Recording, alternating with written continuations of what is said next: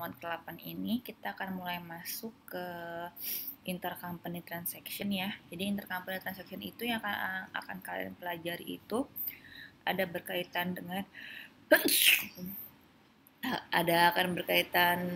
persediaan, aset tetap dan obligasi. Nah, untuk pertemuan kali ini kita akan bahas mengenai inventory dulu, mengenai persediaan.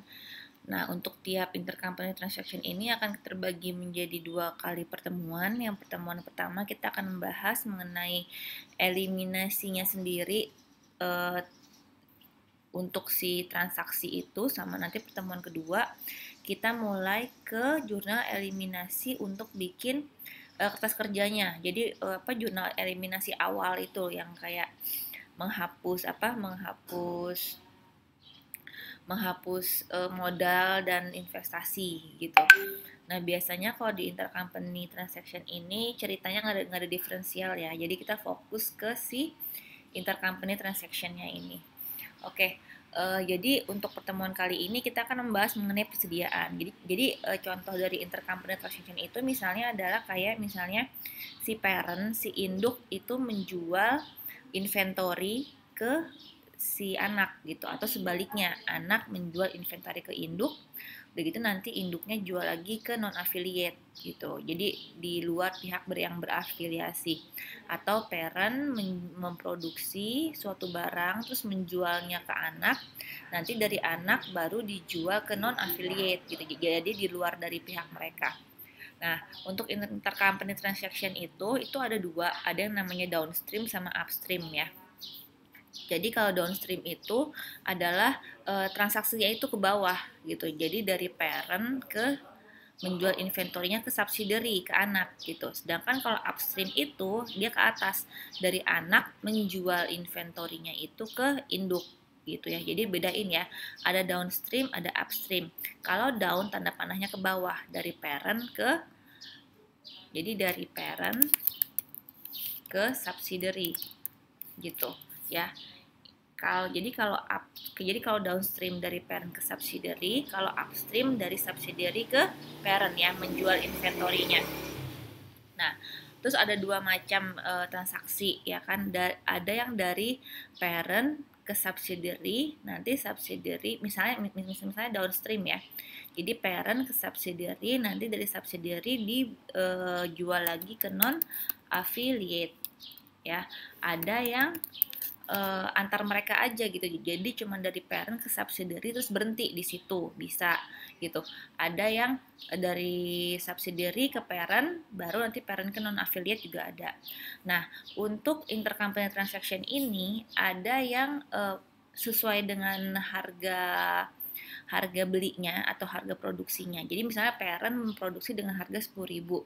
Nah, dia jualnya juga ke subsidiary dengan harga 10.000, atau sebaliknya, subsidiary memproduksi barang tersebut dengan harga 15.000, nanti subsidiary juga jual ke parentnya dengan harga 15.000. Itu nggak ada masalah, kita cuma tinggal ngapus doang gitu kan. Nah, yang ada masalah adalah kalau misalnya si parent menjual ke subsidiary dengan harga di atas atau di bawah dari nilai produksinya, maka di situ akan muncullah yang namanya gain or loss. Nah, gain or loss itu tidak boleh kita akui gitu. Jadi kita tangguhkan, kita defer sampai si inventory itu dijual ke pihak ketiga. Kenapa gitu kan? Karena kan kalau dikonsolidasi itu kan mereka itu kan merupakan satu kesatuan ya. Jadi mereka itu seakan-akan mereka adalah satu perusahaan. Jadi kalau ada transaksi antara mereka itu harus eliminasi. Jadi kalau ada gain di antara mereka itu harus di-divert, nggak boleh diakuin sampai si gain itu, sampai si inventory itu pergi keluar gitu, keluar dari mereka, baru si gain itu boleh diakui. Kenapa? Karena kalau dikonsolidasi itu mereka merupakan satu perusahaan, ya kan? Nggak mungkin ada gain or loss di dalam perusahaan yang sama, ya itu nggak boleh gitu. Jadi makanya kalau misalnya inventory-nya masih ada di mereka, di antara mereka berdua ini, maka gain or loss-nya itu harus di-divert, harus ditangguhkan sampai dengan si inventory-nya itu keluar dari non-affiliate. Kalau inventory-nya itu udah keluar dari non-affiliate, baru gain or loss-nya itu boleh diakui ya. Jadi transaksi antara induk dan anak harus dieliminasi. Lalu gain or loss yang terjadi karena transaksi tersebut harus di-divert atau ditangguhkan sampai inventorinya sudah terjual ke pihak non-affiliate. Ya, jelas kan? Oke, nah untuk unrealized gain or loss ini itu ada jurnal tambahan investasinya nih. Ini tambahan jurnal untuk investasi ya. Jadi kalau misalnya contohnya gain ya. Jadi untuk mendivert, untuk menangguhkan unrealized gainnya itu jurnalnya adalah ini contoh kasusnya adalah gain income from subsidiary pada investment ya kan. Kenapa? Karena kan gainnya itu kan tidak boleh diakuin ya kan. Jadi karena gainnya nggak boleh diakui, maka income from subsidiary-nya pun harus kita kurangin. Sama dengan investmentnya. Kalau misalnya gainnya, kan kalau gainnya diakuin, berarti kan ada terkandung di mereka gitu kan. Makanya harus dibalik nih income from sub pada investment. Nah, ketika mereversal, ketika si gainnya itu diakuin, kita balik lagi jurnalnya yang di atas, yaitu investment pada income from sub. Ya, jadi ini adalah jurnal investasi ya, ingat. Ini adalah jurnal investasi untuk mendivert gain, untuk menangguhkan gain. Sedangkan ini adalah jurnal untuk mengakui adanya gain kalau sudah keluar dari mereka. Jadi sudah ke non afiliasi ya. Oke, dan kasus ini pun terjadi kalau misalnya, jadi nanti akan ada 2 kasus. Ada yang inventorinya langsung terjual pada tahun yang sama ke non-affiliate, ada yang dia baru terjual ke non-affiliate-nya itu di tahun berikutnya. Nah, ini adalah jurnal ini terjadi kalau misalnya inventorinya itu baru terjual di tahun berikutnya. Kalau misalnya inventorinya itu terjual ke non-affiliate pada tahun yang sama, jurnal ini nggak pernah ada gitu, karena memang udah terjual keluar kan, maka gainnya itu udah boleh diakui. Nah, di sini ada contoh dari buku ya, bisa kalian lihat di buku. Ini saya pakai buku bahasa Inggris ya, saya udah nggak pakai lagi buku bahasa Indonesianya. Nih ceritanya gini, parent mempunyai kepemilikan 70% ya dari subsidiary. Nah, yang kiri adalah yang downstream, yang kanan adalah yang upstream ya.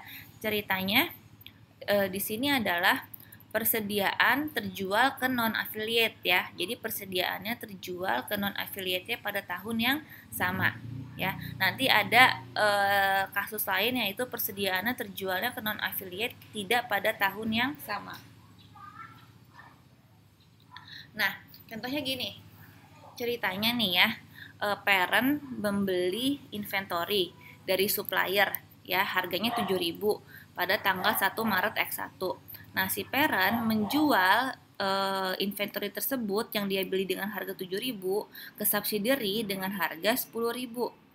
Ya, jadi ini ada gain kan, dia belinya harganya 7.000 dijual ke subsidiary dengan harga 10.000 pada tanggal 1 bulan 4. Nah, si subsidiary pada tanggal 5 bulan 11 pada tahun yang sama ya, masih pada tahun X1 nih.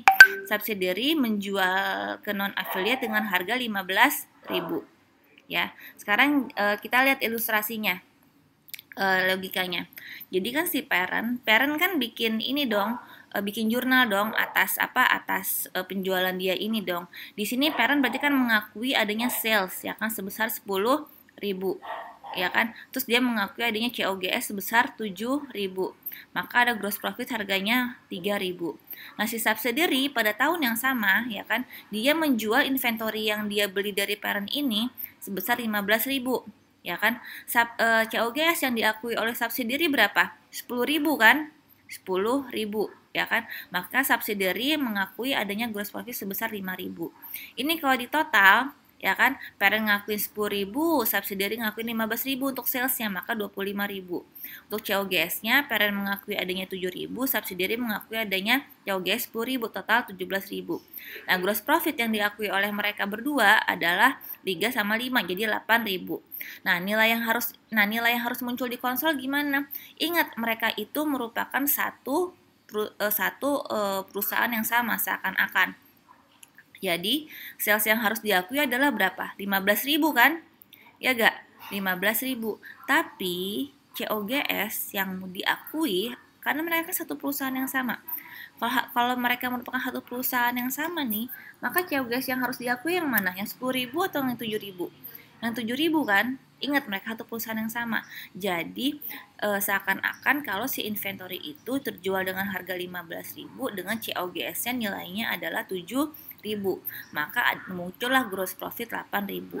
Nah, ini harus kita eliminasi nih, ya kan? Berarti kan kelebihan mencatat sales kan? Ya kan, kalau mereka digabung. Jadi kalau mereka digabung, mereka itu mencatat salesnya adalah 25.000. Harusnya yang hanya muncul di laporan konsolidasi salesnya hanyalah 15.000. Lalu COGS-nya, mereka berdua kalau ditambahin mengakui kalau COGS-nya 17.000. Harusnya COGS yang muncul hanya nilainya adalah 7.000. Kenapa? Karena ingat, mereka adalah satu perusahaan yang sama.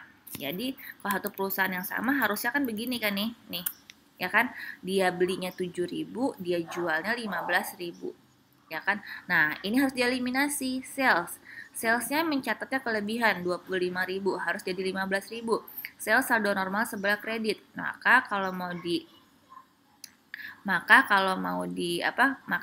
dieliminasi salesnya, oke ini saya salah, harusnya sales pada COGS ya. Nih ya, jadi jurnal eliminasinya gimana? Kan 25.000 ke 15.000, sales saldo normal sebelah kredit. Maka kalau misalnya mau dieliminasi, maka salesnya sebelah debit. COGS juga kelebihan, harusnya COGS cuma 7.000. Tapi kalau ini digabung jadinya 17.000.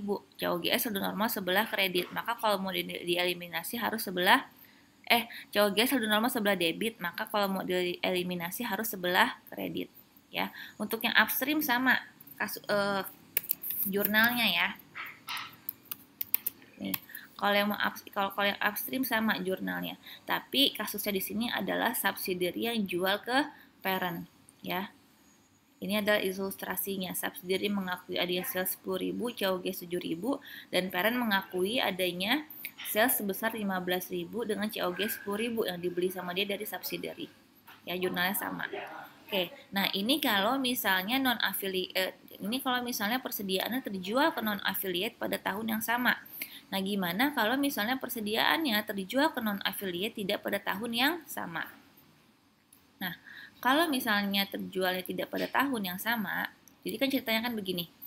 Parent beli 7.000 dari supplier, jual ke subsidiary 10.000 pada tahun X1, sedangkan subsidiary-nya baru menjual ke non-affiliate dengan harga 15.000 pada tahun X2. Maka kan tahun X1 itu kan si inventory-nya kan masih ada di subsidiary kan, belum ada ke non-affiliate. Maka jurnal X1-nya adalah di sini parent menjual kan dengan harga 10.000, COGS-nya 7.000, ada gross profit 3.000. Nah, si subsidiary karena dia belum terjual pada non-affiliate pada tahun itu, maka subsidiary masih nyimpen nih ada inventory nilainya 10.000. Ya kan? Karena dia beli dari parent nilainya emang harganya 10.000. Nah, kalau di total berarti kan di antara dua perusahaan ini kalau di total ada sales 10.000, COGS 7.000, maka ada gross profitnya 3.000, lalu ada inventory 10.000. Nah, seharusnya di konsolnya gimana? Nah, kalau di konsol itu kan pada tahun X1 si inventory-nya itu kan belum terjual. Ya kan, ke non affiliate. Ya kan? Maka sebenarnya kan inventory-nya itu kan masih ada di perusahaan ini kan gitu loh. Ingat kalau konsolidasi adalah PT yang sama. Berarti kan si inventory-nya itu kan masih ada di mereka kan. Nah, harusnya di konsol yang muncul adalah inventory-nya masih ada nih di perusahaan ini nih, tapi dengan nilai harganya 7.000, bukannya 10.000 dong. Ya kan? Karena mereka kan ini satu perusahaan. Jadi yang diakui adalah inventory ketika beli sama si supplier. Ingat, mereka satu perusahaan yang sama nih, saya ulang terus. Jadi harusnya inventory yang muncul di konsol adalah 7.000 dan tidak ada sales, tidak ada COGS. Kenapa? Karena pada tahun X1 itu si inventory-nya itu belum terjual ke non affiliate. Jadi di perusahaan konsol ini belum ada inventory yang terjual. Ya, jadi apa yang harus dieliminasi? Jadi sales yang diakui oleh parent harus dieliminasi, COGS yang diakui oleh parent harus dieliminasi, ya kan? Terus inventory yang diakui oleh si subsidiary itu nilai kegedean, harusnya cuma 7.000, ya kan? Jadi harus kita eliminasi 3.000. Nah, jurnalnya gimana? Sales harus kita kurangin, jadi salesnya sebelah debit 10.000. COGS juga harus kita hapus yang diakui oleh parent sebesar 7.000. Lalu inventory yang diakui oleh subsidiary kelebihan, ya kan, harusnya cuma 7.000, jadi kita eliminasi sebesar 3.000. Nah, gross profitnya gimana, Bu? Gross profit ini nggak ngaruh, karena gross profit ini sebenarnya adalah cerminan dari kelebihan nilai inventory yang ada. Oke, jadi gross profit itu tidak pernah dieliminasi. Nah, untuk yang upstream gimana? Untuk yang upstream sama nih, sales, COGS pada inventory. Untuk yang upstream tuh belum ada perbedaan. Nanti perbedaannya itu adalah di tahun yang kedua. Nah, sekarang tahun X2 nih. Tahun X2 subsidiary-nya sudah menjual ke non-affiliate dengan harga 15.000. Kita bikin nih tabelnya. Parent udah nggak nyetet lagi dong, karena kan emang udah nggak ada. Ya kan? Udah nggak ada lagi transaksi sales. Nah, si subsidiary dia mencatat nih, sales 15.000, COGS 10.000, dia punya gross profit 5.000. Total begini. Harusnya gimana yang ada di konsol? Ingat, mereka adalah satu perusahaan yang sama. Harusnya di konsol adalah sales yang diakui adalah 15.000. Nah, untuk COGS-nya nggak boleh diakuinya itu 10.000 karena kan mereka satu perusahaan yang sama. Ya kan? Jadi COGS-nya yang diakuin adalah bolehnya adalah sebesar yang 7.000 nih. Ya kan? Yang beli dari supplier. Ya kan? Jadi harusnya gross profit-nya sebesar 8.000. Nah, untuk salesnya udah sama. Nah, tapi ada kelebihan pencatatan gross profit di sini. Ada kelebihan pencatatan COGS. Maka jurnalnya gimana? Kan COGS yang tadinya saldo normal sebelah debit harus kita eliminasikan ke sebelah kredit. Maka COGS-nya berkurang nih sebesar 3.000. Ya, yang tadinya saldonya di debit, karena kita eliminasi maka saldonya harus dikredit nih sebesar 3.000. Nah, lawannya apa, Bu? Lawannya adalah investment in subsidiary gitu. Ini emang kayak begini karena kalau kita tidak menjurnalnya ke investasi, nanti investasi yang ada di kertas kerja itu tidak akan nol. Nanti kelihatan deh waktu kita bikin kertas kerjanya. Nah, bedanya apa di upstream? Nah, ketika ini kita mengacu pada upstream, kalau upstream itu kan dari subsidiary ke parent ya. Maka kan ada bagian dari subsidiary yang dipunyai, ada yang namanya laba dari subsidiary yang dipunyai oleh NCI. Maka nilai investmentnya di sini kebagi dua. Ada untuk NCI in NA. Nilainya berapa? Sesuai dengan kepemilikan. Kalau yang investment berarti 80%, berarti untuk yang NCI sebesar 20%. Oke, itu bedanya yang di upstream ya. Jadi upstream itu berbeda hanya di tahun kedua. Nah, sekarang gimana apabila di tahun kedua inventory-nya itu belum terjual ke non-affiliate? Jadi tuh si inventory-nya itu tuh masih ada nih di antara mereka nih. Inventory-nya itu masih tinggal diam di sini, belum terjual ke non-affiliate misalnya nih inventory-nya. Nah, kalau inventory-nya belum terjual ke non-affiliate, berarti kan di tahun X2 subsidiary masih mengakui ada inventory sebesar 10.000 kan. Harusnya yang inventory yang harus diakui nilainya adalah hanya sebesar 7.000. Ingat, mereka satu perusahaan. Maka inventory kan kelebihan, maka inventory-nya harus kita kurangin. Inventory kan saldo normal sebelah debit. Ya kan? Kalau misalnya mau kita kurangin berarti harus sebelah kredit. Sebesar 3.000. Kreditnya apa, Bu? Balik lagi ke investment in subsidiary. Ini untuk downstream. Kalau upstream maka investmentnya akan terbagi 2. Ya, oke, ini belum saya ganti. Nih, inventory-nya terbagi 2. Ya, yang ini 30%, yang ini kok 70, emang 70. Oh ya, kepemilikan 70%. 70%, maka untuk NCI in NA sebesar 30%. Ya. Oke. Paham? Oke, sekarang lanjut ke saya ngambil dari contoh soal E56. Ini agak lebih complicated karena ini per unit, ada unitnya. Jadi ceritanya di E68 kalian baca soalnya ya di buku bahasa Inggris. Itu si Carlo sebagai parent mempunyai 80% kepemilikan di Draw. Nah, si Carlo ini memproduksi 25.000 komputer ya dengan dia memproduksi 25.000 komputer dengan harga 82.000 biaya produksinya. Pada 20x3, Carlo menjual kepada Draw ya sebesar 10.000, sebanyak 10.000 komputer ya. Sebanyak 10.000 komputer dengan nilai dia jualnya 94. Nah, terus si Draw menjual ke non-affiliate pada saat itu tidak semuanya. Dari 10.000 yang hanya terjual ke non-affiliate sebesar 7.000 dengan harga harus 30. Tahun X4 baru Sidro menjual ke non-affiliate dengan harga 3.000 sebesar 3.000 sisanya, ya kan, 7.000 sisanya 3.000 dijual dengan harga 140. Nah, sekarang kita bikin jurnal eliminasi di tahun X3 ketika Sidro menjual ke non-affiliate sebesar 7.000. Dari sisinya si parent menjual kan 10.000, ya kan? Berarti kan si parent mengakui adanya sales, ya kan, sebesar 10.000 kali 94, ya kan? Untuk COGS-nya berarti kan 10.000 dengan pakai harga produksi kan 82.000.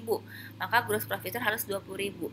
Sedangkan si subsidiary ini siapa Sidro, dia menjual hanya 7.000 dengan harga harus 30.000. COGS-nya 7.000 dia dengan harga dia beli dari si Carlo, ya kan, sebesar 94.000. Maka ada gross profit sebesar 252. Nah, kan di subsidiary kan masih ada sisa nih sebesar 3.000, ya kan? Tapi nilai 3.000-nya ini yang diakui oleh subsidiary sebesar dengan harga dia beli dari si parent kan? Ya kan? Jadi 3.000 kali 94 sebesar 282. Ini kita total, kita tambah. Ya, tambah ya kan, kalau di konsol kan karena kan kalau di konsolidasi itu dijadiin satu. Jadi kita tambah semua nih. Ditambah segini nih nilainya nih. Nah, ya sekarang yang harusnya muncul di konsol yang mana? Yang harusnya muncul di konsol salesnya adalah yang sudah terjual ke non affiliate kan. 7.000 dengan harga 130, ya kan? Tapi COGS-nya nggak boleh kita pakai harga yang 94. Ingat, mereka adalah satu perusahaan. Jadi COGS yang kita pakai adalah COGS dengan harga produksinya si Carlo gitu. Jadi gross profitnya 336. Nah, inventory-nya pun yang boleh diakuin di laporan konsolidasi adalah harga produksinya si Carlo, ya. Jadi 3.000 dikali 82 harusnya. Ya kan, ingat mereka adalah satu perusahaan. Maka harus ada kita eliminasi nih karena semuanya kelebihan nih nyatetnya nih, gitu kan. Jadi eliminasinya berapa? Ya udah tinggal dikurangin aja. Salesnya kelebihan catat 940.000, COGS-nya kelebihan nyatet 904.000, lalu inventory-nya kelebihan nyatet 36.000, ya kan? Nah, berarti jurnalnya gimana? Sales-nya berkurang sebelah debit 940, COGS-nya kelebihan sebesar 904. Nah, inventory-nya juga kelebihan nyatet nih si subsidiary ini, ya kan, sebesar 36.000. Oke. Nah, untuk yang upstream juga sama ya, karena kita belum masuk ke tahun kedua, ya kan? Jadi sama persis jurnal inventory-nya dan jurnal eliminasinya. Nah, sekarang kita masuk ke tahun kedua. Tahun X4 ketika Sidro menjual ke non-affiliate sisanya sebesar 3.000. Nah, tahun keempat si subsidiary mengakui, parent udah nggak ngakuin lagi dong, karena kan udah nggak ada transaksi apa-apa nih ceritanya nih untuk si inventory ini ya, gitu. Untuk si inventory ini. Nanti kemungkinan kalau di soal itu ada beberapa inventory. Jadi ada inventory A, B, C. Sedangkan kalau untuk inventory ini, untuk inventory si komputer ini, si parent itu sudah tidak ada lagi dong, ya kan, penjualan. Nah, sekarang si subsidiary yang masih melakukan penjualan ke non affiliate yang sisanya yang 3.000. 3.000 kali harus 40. Ya kan? Nah, COGS-nya sama si subsidiary yang diakui adalah ketika dia beli sama si Carlo 3.000 kali 94.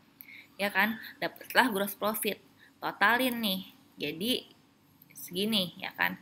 Nah, di konsol itu salesnya yang boleh diakuin kan ketika dijual ke non affiliate dong sebesar 3.000 kali harus 40. Nah, yang menjadi masalah adalah COGS-nya. COGS-nya si subsidiary mengakui 94. Harusnya yang diakuin di konsol adalah dengan nilai yang 82. Karena apa? Karena mereka adalah satu perusahaan. Jadi yang harus diambil adalah inventory ketika kita memproduksi, ya kan? Nah, maka di sini ada COGS yang kelebihan catat sebesar 36.000 sehingga gross profit-nya pun menjadi lebih kecil. Nah, sekarang gimana jurnalnya? Jurnalnya sama, COGS-nya berarti kan berkurang nih. Ya kan, COGS kita kurangin jadi sebelah kredit sebesar 36.000. Lawannya apa? Lawannya adalah investment in subsidiary. Ini kalau downstream. Sedangkan kalau upstream, investmentnya harus kita bagi ke NCI in NA sesuai dengan kepemilikan masing-masing. Nah, apabila tahun keempat sisa inventorinya belum terjual. Nah, yang si 3.000 ini sampai tahun X4 belum terjual, masih ada di draw. Berarti kan si subsidiary masih mengakui ada inventory, ya kan?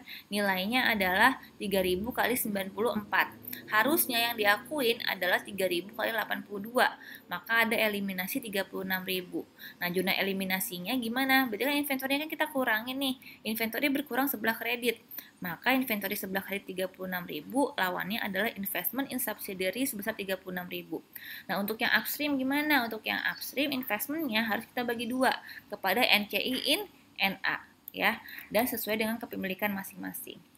Oke, untuk yang pertemuan kali ini kita bikin jurnal eliminasi khusus untuk transaksi ini dulu ya, transaksi intercompany transactionnya. Untuk yang minggu besok kita akan bikin jurnal eliminasi untuk menghapus common stock sama investmentnya, tapi terkait dengan transaksi ini gitu, dan kita bikin kertas kerjanya ya. Nah, untuk PR kalian bikin berapa ini? E68, E67 PR-nya ya. Udah saya modif dikit dan udah saya upload juga ke Google Classroom ya. Jadi di sini tugas kalian adalah bikin tabel seperti ini, lalu bikin jurnal eliminasinya untuk tahun pertama dan untuk tahun kedua. Oke, sekian untuk pertemuan kali ini. Assalamualaikum warahmatullahi wabarakatuh.